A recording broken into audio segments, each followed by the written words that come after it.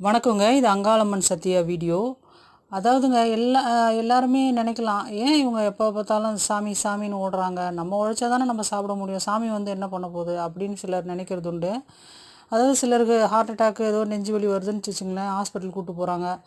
காப்பாற்ற முடியாமல் ஆயிடுதுன்னு வச்சுங்களேன், எவ்வளோ பண வாய்ப்புகள், காசு பணம், சொத்து பத்து எவ்வளோ இருந்தாலும், அறிவியல் பூர்வமான எவ்வளோ ஒரு இயந்திரங்கள் எக்யூப்மெண்ட் இருந்தால் கூட அவங்களால காப்பாற்ற முடியாமல் போகுது.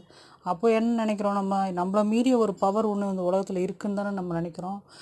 அதே மாதிரி தாங்க தெய்வ சக்தின்றது கண்டிப்பாக ஏதோ ஒன்று இருக்குது. இயற்கையோ அது தெய்வமோ, நம்ம ஏதோ ஒரு உருவத்தில் அந்த தெய்வத்தை நம்ம வணங்குறோம்.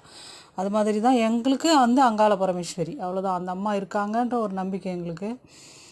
நிறைய முறை அந்த அம்மா என்னை உயிர் காப்பாற்றிருக்கு.